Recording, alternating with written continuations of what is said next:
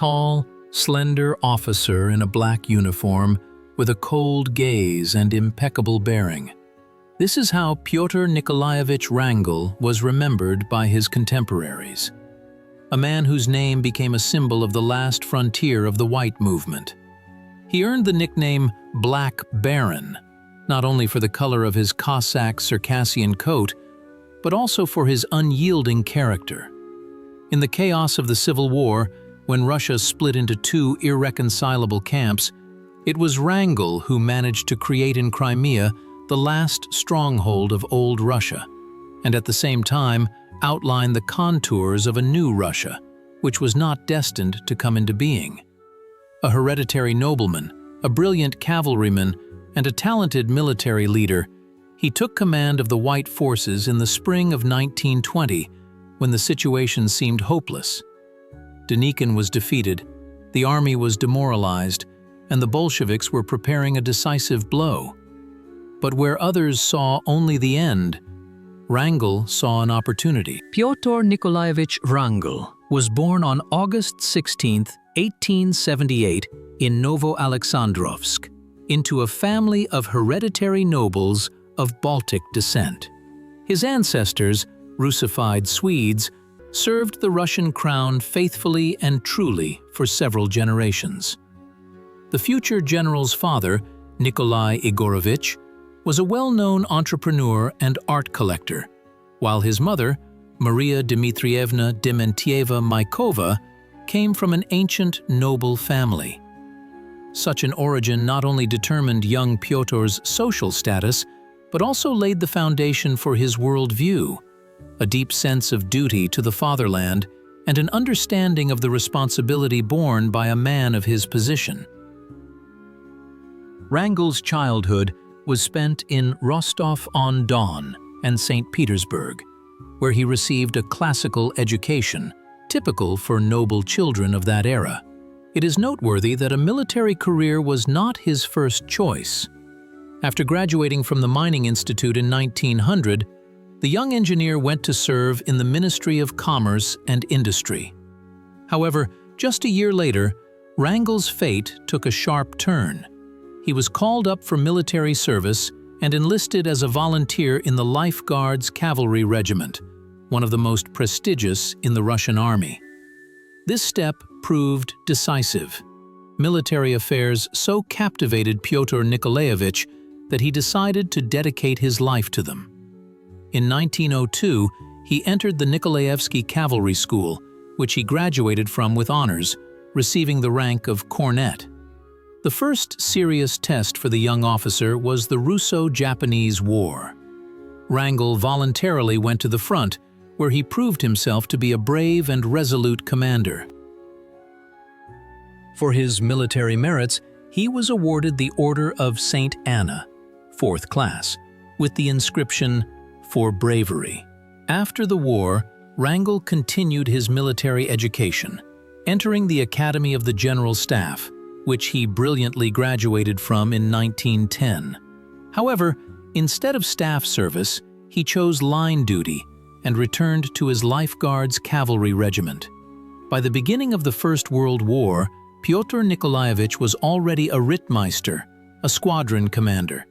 It was during these years that the qualities that later made him an outstanding military leader were formed. An analytical mind, the ability to make quick decisions in critical situations, personal bravery, and care for his subordinates. Wrangel always distinguished himself by his independence of judgment and straightforwardness of character. These traits often caused him problems in relations with superiors, but at the same time earned him respect among colleagues and subordinates. He was demanding but fair, and the soldiers appreciated this. Even then, his understanding of Russia's social problems and the need for reforms became apparent. Later, these views would be reflected in his Crimean transformations. With the outbreak of the First World War, Rittmeister Wrangel proved himself to be a talented tactician and a fearless cavalry commander. In August 1914, he and his squadron participated in the first battles against the Germans in East Prussia. It was there in the Battle of Kaushan, that Wrangel performed a feat for which he was awarded the Order of St. George of the Fourth Degree, the highest military award of the Russian Empire. Leading a cavalry charge on a German battery, he personally led his soldiers into battle, displaying exceptional bravery. This victory brought him not only an award, but also a reputation as a courageous officer, unafraid of risk, and capable of inspiring subordinates by personal example. In the subsequent years of the war, Wrangel rapidly rose through the ranks. By 1917, he was already commanding a cavalry division with the rank of Major General, a rare instance of such rapid promotion for a man who had started the war as a Rittmeister. Pyotr Nikolaevich reacted to the February Revolution with restraint. Like many officers, he understood the need for changes in the country, but feared that political upheavals would undermine the army's combat effectiveness. In his diaries and letters from that period, Wrangel noted the growing chaos in the troops, the breakdown of discipline, and the influence of Bolshevik propaganda. He was especially troubled by the increasing instances of reprisals against officers. The October Revolution presented Wrangel with an agonizing choice. The Bolshevik coup and the subsequent decrees abolishing officers' ranks, estates, and private property were unacceptable to him. But participation in political struggle also contradicted his ideas of an officer's duty. For some time, Wrangel was in Crimea, where he observed the change of several governments and the growing chaos. The final decision was made in August 1918, when Pyotr Nikolaevich arrived in Ekaterinodar and joined General Denikin's volunteer army. This step was dictated not so much by political convictions as by notions of honor and duty. For Wrangel, the White Movement became not a struggle for the return of the monarchy, but an attempt to save Russia from chaos and destruction. Soon, his military talent was noticed by the command. Wrangel was entrusted with the command of the 1st Cavalry Division, with which he carried out a series of successful operations against the Reds in the North Caucasus. He particularly distinguished himself during the capture of Tsaritsyn, an operation that went down in the history of the Civil War as one of the greatest successes of the White Armies. It was then that Wrangel began to be spoken of as a rising star of the White Movement, and soldiers nicknamed him the Black Baron. Arriving in Ekaterinodar in August 1918, Wrangel quickly distinguished himself among other white officers. Anton Denikin, then leading the volunteer army, immediately recognized the military talent and organizational skills of the new general. Wrangel was entrusted with the command of the 1st Cavalry Division, with which he immediately began active combat operations against Red units in the North Caucasus. The very first operations showed that in Wrangel, the White Movement had found an outstanding military leader. His tactical genius was particularly evident during the Tsaritsyn operation. The city, defended personally by Stalin, was considered impregnable. However, Wrangel developed a daring offensive plan, and in October 1919, he took Tsaritsyn. This victory had enormous strategic significance and brought Wrangel fame as one of the most successful white generals. However, along with military successes came the first serious disagreements with Denikin. Wrangel, possessing a keen analytical mind, saw strategic errors in the commander-in-chief's plans. When Denikin began an offensive on Moscow, dispersing forces in several directions, Wrangel openly opposed this decision. He insisted on concentrating all forces for a strike in one direction, rightly believing that stretched communications and dispersed forces would lead to disaster. In letters to Denikin, Wrangel warned, "The offensive on Moscow is doomed to failure. We do not have sufficient forces to hold the occupied territories. The Reds will concentrate their reserves and strike at our stretched flanks." His predictions came true with terrifying accuracy. By the end of 1919, the offensive had stalled, and the White armies began to retreat. The conflict between the two generals was also exacerbated by differences in approaches to internal politics. Wrangel considered it necessary to carry out social reforms, especially in the agrarian question, to attract the peasantry to the side of the Whites. Denikin, on the other hand, adhered to more conservative views, postponing the solution of social issues until complete victory over the Bolsheviks. These contradictions led to an open break in February 1920, when Denikin removed Wrangel from command and effectively exiled him to Constantinople. By the spring of 1920, the position of the White movement had become catastrophic.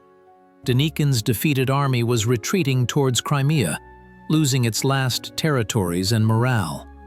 Typhus, desertion, and demoralization undermined the strength of the White Guards. The Red Army, on the contrary, had strengthened and was preparing for a decisive blow. At this critical moment, the question of a new commander-in-chief acquired vital importance. Denikin, realizing the impossibility of continuing the struggle under his leadership, convened a military council in Sevastopol. Despite personal animosity, he himself proposed Wrangel's candidacy as the only general capable of leading the remnants of the White Army. On March 22, Denikin officially transferred command to Wrangel and left Russia. Pyotr Nikolaevich returned from his Constantinopolitan exile and took command at the most difficult moment. The situation seemed hopeless. He had at his disposal only about 35,000 demoralized fighters trapped on the Crimean peninsula. The Bolsheviks were preparing an offensive, while apathy and disappointment reigned among the Whites. However, it was at this moment that Wrangel's best qualities as a leader and organizer became apparent. His first order was an address to the troops, in which he honestly outlined the dire situation, yet instilled hope. These words, devoid of empty promises but full of dignity, resonated in the hearts of soldiers and officers. Wrangel immediately began reorganizing the army. He carried out a strict purge of the command staff, getting rid of ineffective and compromised officers. Iron discipline was restored, and looting and arbitrary actions were severely suppressed. The army was restructured and renamed the Russian Army, emphasizing its national rather than regional character. Wrangel paid special attention to strengthening the defense of Crimea. The Perekop Isthmus, the peninsula's only land connection to the mainland, was transformed into a powerful defensive line. Engineering work was carried out day and night, creating multi-layered systems of trenches and wire entanglements. Simultaneously, Wrangel began forming a new government. He understood that military measures alone could not save the situation. Deep socio-economic reforms were required. Not only military personnel but also civilian specialists, capable of developing and implementing a program of transformations, were invited to the government. Particularly important was the appointment of Alexander Krivoshein, former Minister of Agriculture in the Tsarist government, as chairman of the government.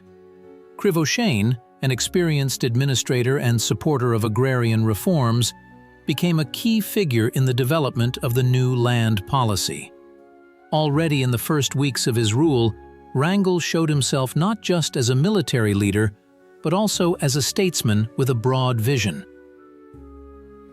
He understood that to attract the masses to the side of the Whites, it was necessary to offer them an attractive alternative to Bolshevism, and he saw this alternative in creating a model of future Russia in Crimea, socially just, but without revolutionary excesses. Thus, in the spring of 1920, a unique political experiment began in Crimea, an attempt to build another Russia in the conditions of a besieged fortress. Under Wrangel's leadership, Crimea became a true oasis of statehood amidst the chaos of the Civil War.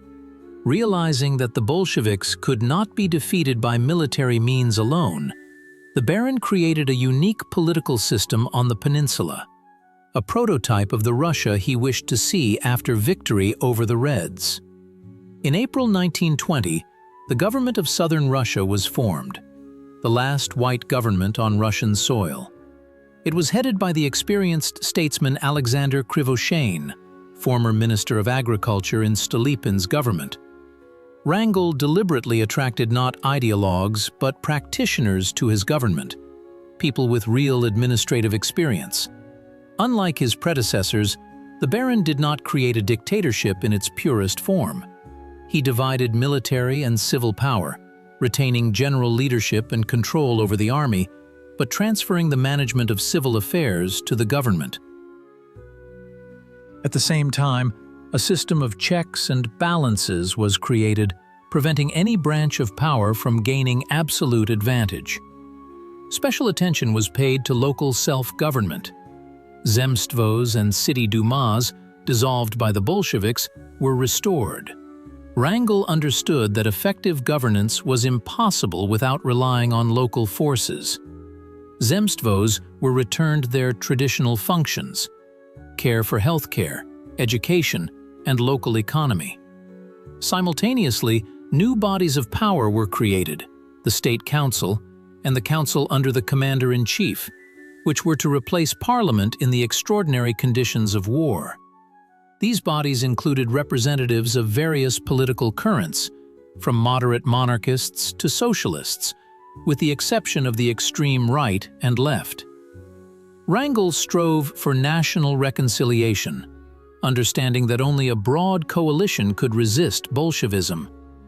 Great attention was paid to creating an effective judicial system. Justices of the peace were restored, and the powers of military field courts were limited. Wrangel demanded strict observance of legality, even in wartime conditions. The fight against corruption and abuse was particularly indicative. For bribery and embezzlement, the guilty were severely punished, regardless of rank or merit. Wrangel's economic policy was also distinguished by pragmatism. Understanding the limited resources, he relied on private initiative. Freedom of trade was restored, and Bolshevik decrees on the nationalization of industry were abolished. The state retained control only over strategic sectors: transport, military industry, foreign trade. A monetary reform was carried out to stabilize the financial system. The Crimean ruble, backed by commodity reserves and a gold reserve, became one of the most stable currencies in the territory of the former Russian Empire. Wrangel understood that without solving the agrarian question, it was impossible to win the support of the peasantry, the main mass of Russia's population. Therefore, the central element of his policy was land reform, radically different from the approaches of previous white government. Wrangel's Crimean experiment represented an attempt to create a model of statehood combining traditional Russian institutions with modern democratic principles, strong central power with broad local self-government, and a market economy with elements of state regulation. Land reform became the cornerstone of Wrangel's entire policy in Crimea. Realizing that the mistakes of his predecessors on the agrarian question had alienated the peasantry from the white movement, the Baron decided on a radical step. On May 25, 1920, he signed the Land Law, which many contemporaries called revolutionary. The essence of the reform was the legalization of peasant land ownership. Lands actually seized by peasants during the revolution were officially secured for them, provided they paid compensation to former owners. At the same time, the redemption price was significantly lower than the market value of the land before the revolution. Payments were stretched over 25 years, making them affordable even for less wealthy households. Particularly important was the fact that the reform recognized the fait accompli, the transfer of land to those who worked it. Unlike Denikin, who promised to resolve the land issue only after victory over the Bolsheviks, Wrangel acted here and now. He understood that peasants needed not promises but guarantees that the land would remain their property. Another important feature of the reform was the limitation of land ownership sizes. A maximum norm of land that one owner could possess was established. Excesses were subject to alienation in favor of landless peasants. At the same time, the specifics of various regions and types of farms were taken into account. For viticultural, tobacco, and other intensive crops, the norms were different from those for ordinary field cropping. The reform provided for the creation of volost land councils, which were to control the distribution of land locally. These councils included both representatives of the authorities and elected representatives from the peasants. This gave rural residents the opportunity to participate in deciding their fate, which was especially important psychologically. Wrangel understood that the success of the reform depended not only on its content, but also on how it would be perceived by the population. Therefore, special commissions were sent throughout Crimea and the liberated territories to explain the new laws. Local newspapers published detailed comments, and brochures with an accessible explanation of the reform's essence were distributed in villages. The reaction of the peasantry to the land reform was mixed. On the one hand, many welcomed the legalization of their land ownership and the rejection of a return to pre-revolutionary orders. On the other hand, there was a distrust of any White Guard initiatives born of years of confrontation. Nevertheless, in areas where the work of the land councils was successfully established, the attitude towards Wrangel's authority noticeably improved. This was especially evident in northern Taurida, where peasants actively supported the white troops in the fight against the Reds. Wrangel's land reform was the first serious attempt by the white movement to find a compromise with the peasantry. It showed that the Baron was not just a military man, but also a far-sighted politician who understood the necessity of social transformations. Unfortunately, the time for the implementation of the reform proved to be too short. Military defeats did not allow for the full realization of the plan. However, the very fact that the last white ruler of Russia took such a step had immense symbolic significance. It was an attempt at reconciliation in a society divided by civil war. By the spring of 1920, the position of the white movement demanded not only military but also diplomatic efforts. Wrangel perfectly understood that without international support, his Crimean experiment was doomed to failure.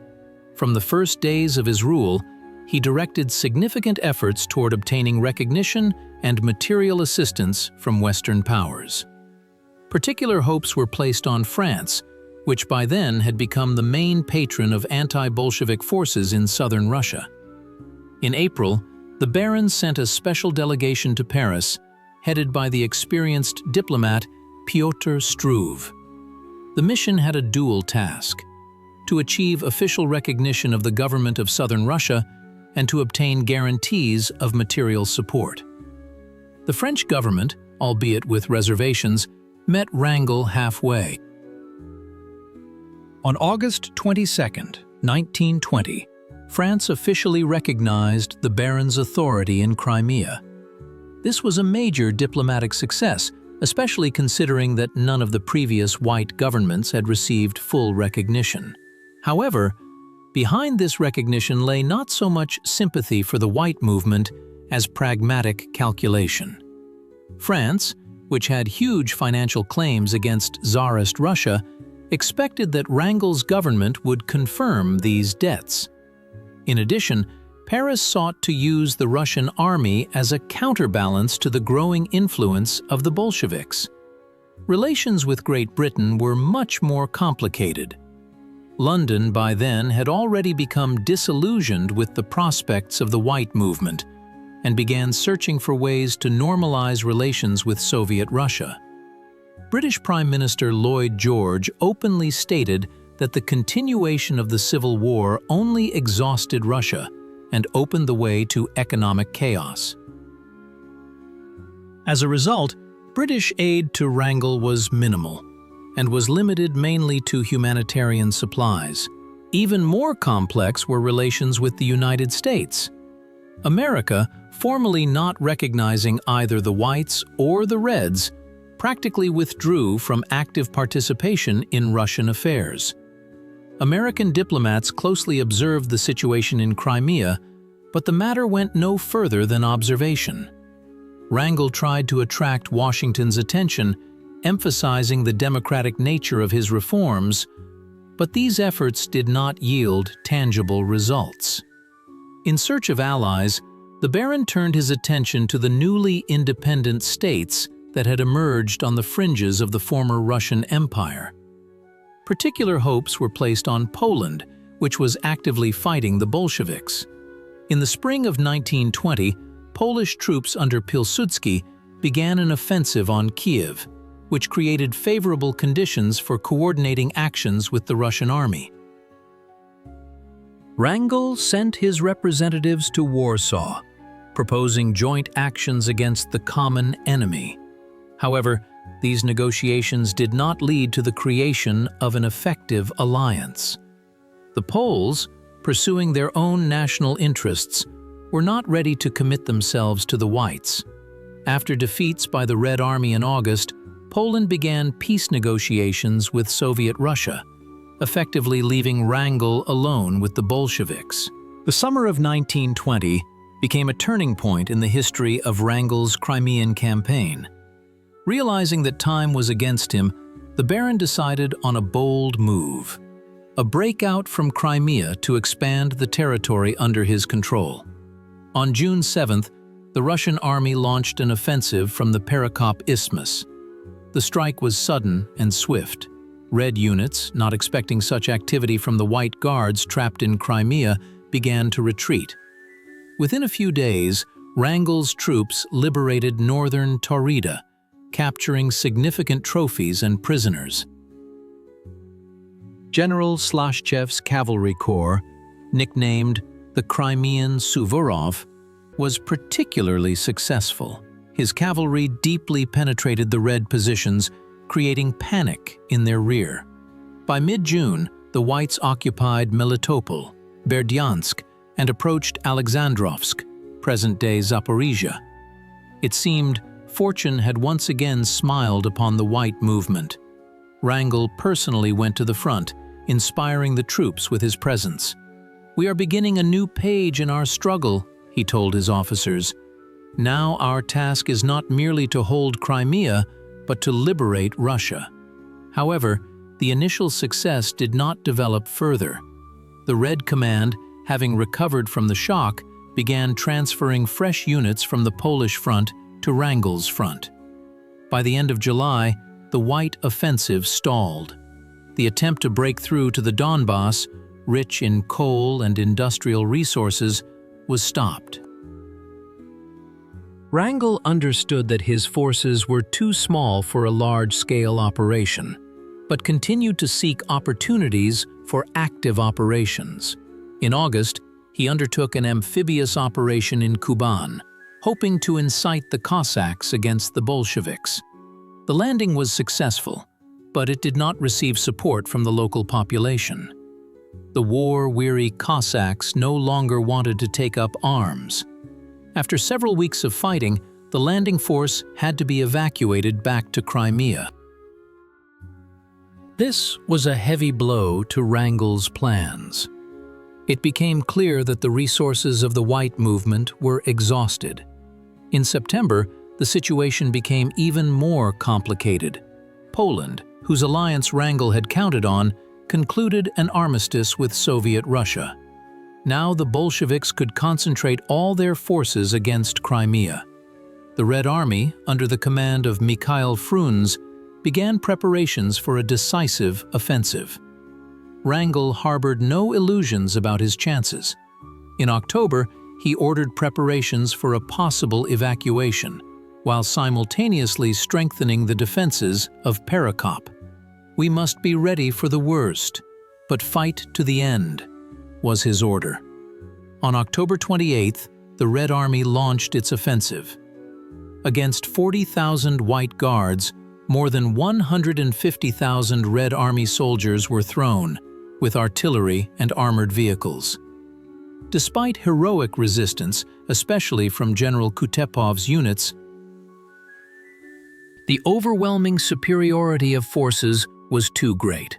By early November, it became clear that it was impossible to hold Crimea. Wrangel's last offensive operations showed his outstanding military talent, but also demonstrated the inevitability of the White movement's defeat in conditions of complete exhaustion of resources and lack of widespread popular support. In November 1920, the Perekop Isthmus became the last line of defense for White Russia. Wrangel personally supervised the fortification of this natural barrier separating the Crimean peninsula from the mainland. Engineering work continued around the clock. Multi-tiered trenches were erected, wire fences were installed, and artillery batteries were deployed. Special attention was paid to strengthening the Chongar Bridge and the Arabat Spit, alternative routes for penetrating Crimea. The Baron understood, if this line fell, Crimea would be lost. The best units were gathered for the defense of the isthmus, the Drozdovsky and Kornilov divisions, and Kuban Cossacks. Command was entrusted to General Kutepov, one of the most resolute and steadfast military leaders. Wrangel addressed the defenders with simple words. "Behind you, there is no more Russia. There is nowhere to retreat, only the sea behind." These words became the motto of the last White defense. On November 7th, the general offensive of the Reds began under the command of Mikhail Frunze. Against 40,000 White Guards, the Bolsheviks hurled a 150,000-strong army with heavy artillery and armored vehicles. The first attacks were repulsed with huge losses for the attackers. White units fought with the desperate courage of people defending the last scrap of their land. Particularly fierce battles unfolded for the Turkish Wall, an ancient fortification that became a key point of defense. Red Army soldiers, wave after wave, went on the assault under the murderous fire of the defenders. The ground was literally soaked with blood. Frunze, seeing the futility of frontal attacks, decided to use an outflanking maneuver. On the night of November 8th, units of the Red Army began crossing the frozen Sivash, a shallow bay that the Whites considered an insurmountable obstacle. Thousands of Red Army soldiers, knee-deep in icy water, under the cover of darkness, forded the rotten sea. This heroic and audacious maneuver decided the outcome of the battle. On the morning of November 9th, Red units unexpectedly struck the rear of the Perekop defenders. By the end of October 1920, Wrangel realized the inevitability of military defeat. The Perekop fortifications could not long hold back the vastly superior forces of the Reds. The Baron made the hardest decision of his life, to prepare for evacuation from Crimea. In deep secrecy, he summoned Admiral Kedrov, commander of the Black Sea Fleet. "Mikhail Alexandrovich," Wrangel said, looking the admiral straight in the eye, "we must be ready to save not only the army, but also all who wish to leave with us. This is now our main duty." Kedrov nodded understandingly. Thus began the preparation for an unprecedented naval operation, which would later be called the Great Exodus. Wrangel created a special evacuation committee, headed by General Kutepov. The task seemed almost impossible: to evacuate tens of thousands of people by sea under the onslaught of the advancing enemy. This required mobilizing the entire available fleet, developing a clear loading plan, and most importantly, maintaining organization in a critical situation. In the Sevastopol port, feverish work began on preparing ships. Everything was used: warships, merchant vessels, fishing boats.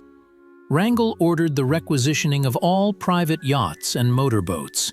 Every vessel capable of staying afloat was to participate in the evacuation. To coordinate actions, a special naval commission was created, which distributed ships among the Crimean ports: Sevastopol, Yalta, Feodosia, Kerch, and Evpatoria. Simultaneously, work was underway on compiling lists of evacuees. Wrangel insisted that priority be given not only to military personnel, but also to civilians, especially officers' families and those threatened with repression by the Bolsheviks. This was a fundamental difference from previous evacuations of white armies, when often only military personnel were saved, leaving the civilian population to their fate. The psychological preparation of the population became a separate, complex task. Wrangel understood that the news of the evacuation could cause panic and chaos. Therefore, information was dosed.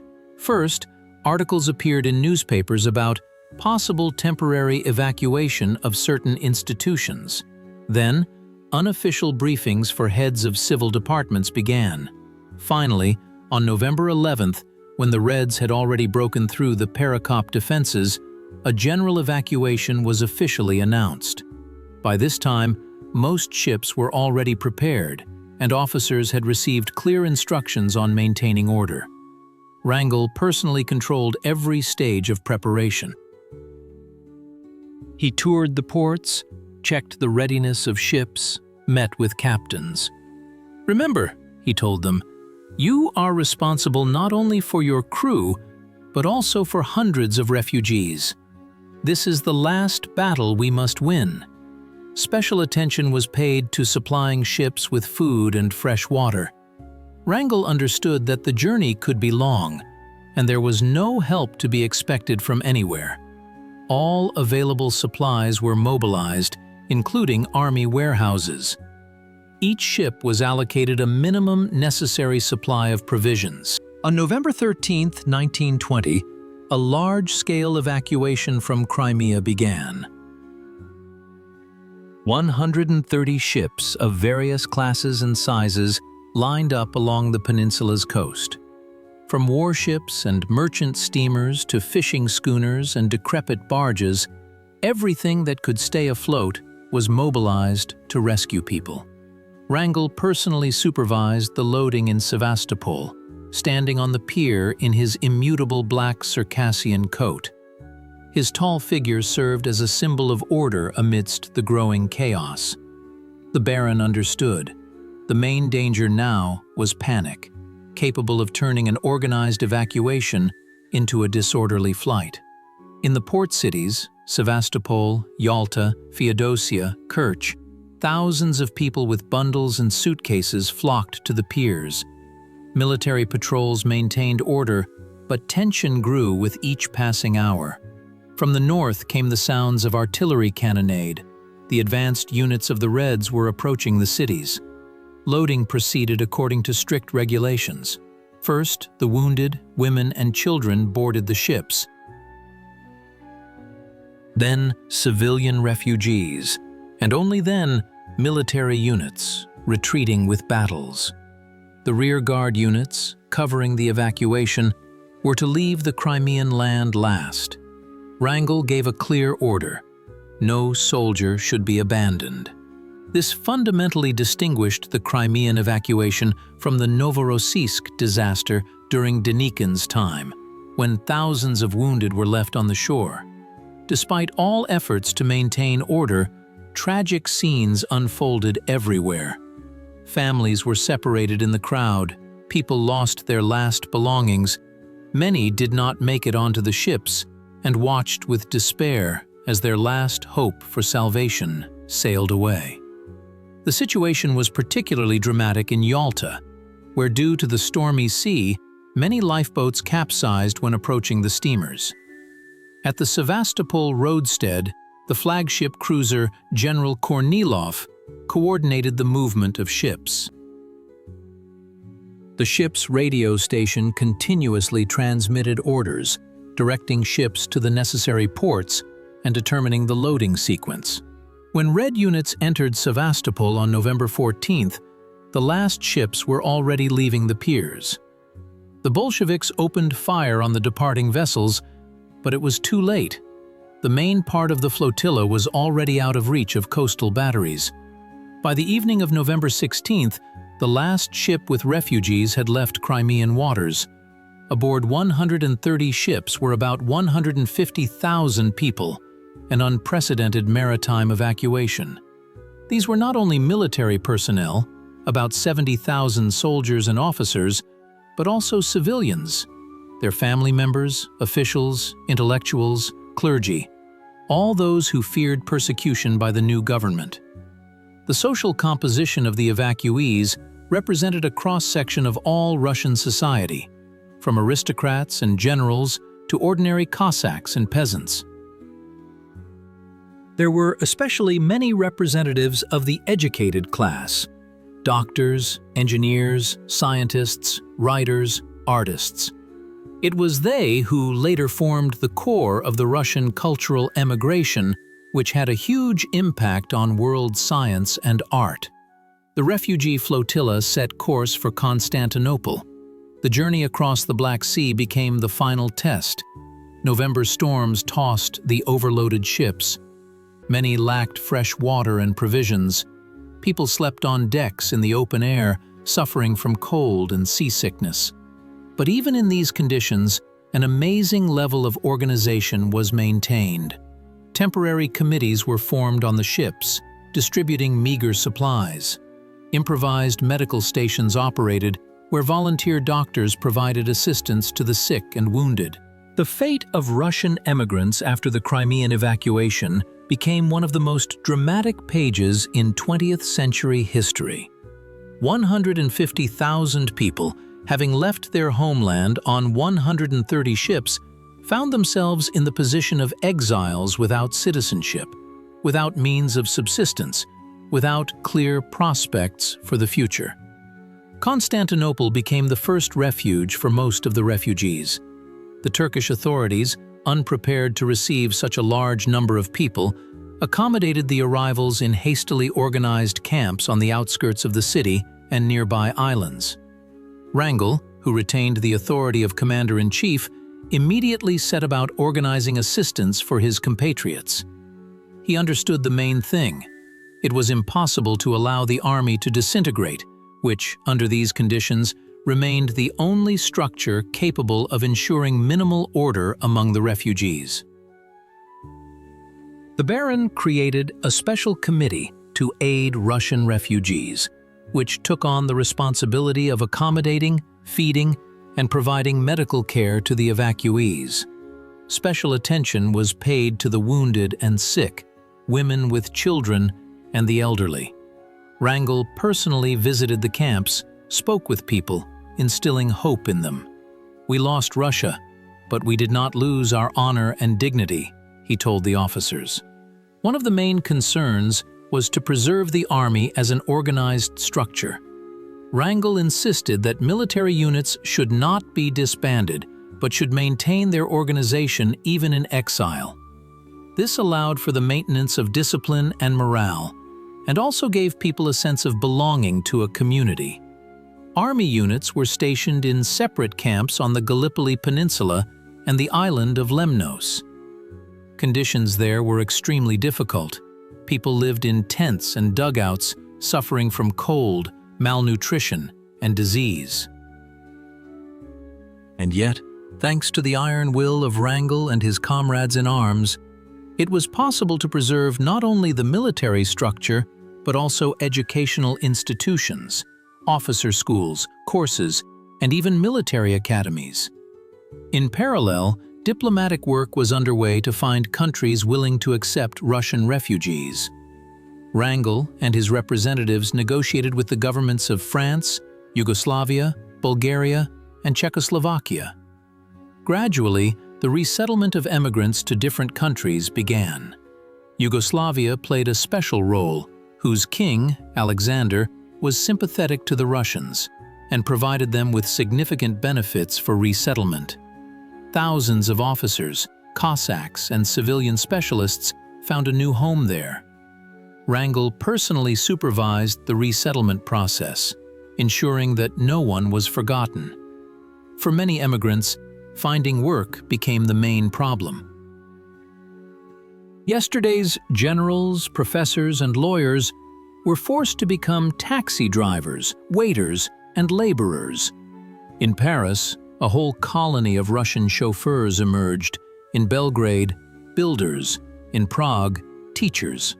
Wrangel, through the Russian all-military union he created, organized a system of mutual assistance, labor exchanges, and mutual aid funds. Special attention was paid to the education of emigrant children. On the Baron's initiative, Russian schools and gymnasiums were created, where teaching was conducted according to pre-revolutionary programs. Thus, a new generation of emigrants was formed, which was to preserve Russian culture and traditions far from their homeland. After evacuating from Crimea, Wrangel did not relinquish his authority as commander-in-chief. He considered it his duty to preserve the army as an organized force and to care for the fate of thousands of compatriots who found themselves abroad. In November 1924, the Baron established the Russian All-Military Union, ROVS, an organization that united former White Army servicemen worldwide. ROVS became not just a veterans association, but a true state without territory, with its own hierarchy, system of mutual aid, and even intelligence structures. Wrangel settled in Sremski Karlovci, Yugoslavia, where King Alexander provided him and the staff of the former Russian army with all the necessary conditions for their work. From there, the Baron directed ROVS activities, maintaining contact with the Union's branches in dozens of countries. He personally oversaw financial matters, ensuring that funds were used effectively and distributed fairly among needy emigrants. Wrangel's personal life in exile was modest and ascetic. Together with his wife, Olga Mikhailovna, and 3 children, he lived in a small house, denying himself much for the sake of helping his compatriots. The former commander-in-chief did not shy away from any work. There are known instances where he personally unloaded wagons with humanitarian aid for Russian refugees. However, Wrangel's main concern remained political activity. He did not give up hope of returning to Russia and overthrowing the Bolshevik regime. ROVS conducted intelligence work against the Soviets, maintaining contact with underground anti-communist groups within the USSR. This made the Baron a target for Soviet special services. In April 1928, Wrangel unexpectedly fell ill. After dinner, he developed a high fever and signs of severe poisoning. Despite the doctor's efforts, his condition worsened.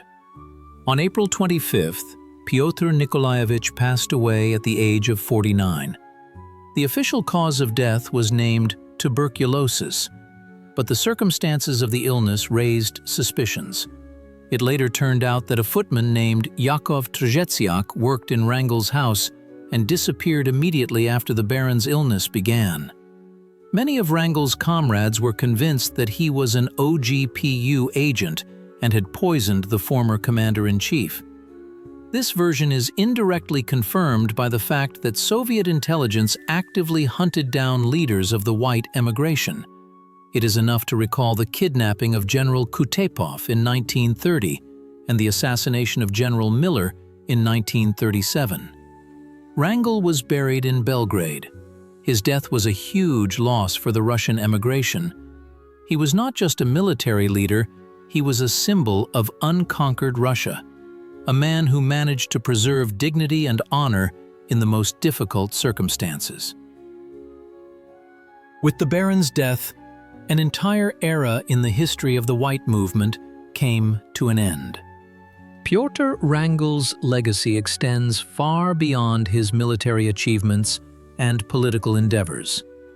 He is remembered in history not only as the last commander of the White Army, but also as a man who, in a hopeless situation, managed to create an alternative model of Russian statehood. Wrangel's Crimean experiment, despite its brevity, demonstrated the possibility of a different path for Russia's development, without the extremes of Bolshevism, but with necessary social reforms. The Baron's land reform was the first serious attempt by the whites to find a compromise with the peasantry, acknowledging the accomplished revolutionary changes but giving them a legal form. This pragmatic approach distinguished Wrangel from other leaders of the white movement, who often failed to understand the depth of social shifts in Russian society. The evacuation organized by Wrangel became an unprecedented humanitarian operation. Unlike the chaotic flight from Novorossiysk under Denikin, the Crimean exodus was carried out with military precision and attention to human destinies. The Baron managed to evacuate not only the army, but also tens of thousands of civilians, saving them from inevitable repressions. This evacuation gave rise to the phenomenon of the Russian diaspora, a unique cultural phenomenon of the 20th century. Writers and poets, artists and composers, scientists and philosophers who left Crimea on Wrangel's ships created a second Russia in exile, a Russia of spirit and culture. Ivan Bunin and Marina Tsvetaeva, Sergei Rachmaninoff and Ivan Shmelev, Nikolai Berdyaev, and many others preserved and enriched Russian culture far from their homeland. Without the Crimean evacuation, many of them might have shared the fate of those who remained: physical annihilation or spiritual suppression. The image of the Black Baron was demonized in Soviet propaganda. The famous song, "White Army, Black Baron are again preparing a royal throne for us," created a caricature of Wrangel as a reactionary and monarchist. In reality, the Baron was a supporter of constitutional rule and social reforms, as confirmed by his activities in Crimea. In modern Russia, the attitude towards Wrangel is gradually changing. From the unequivocally negative assessments of the Soviet period,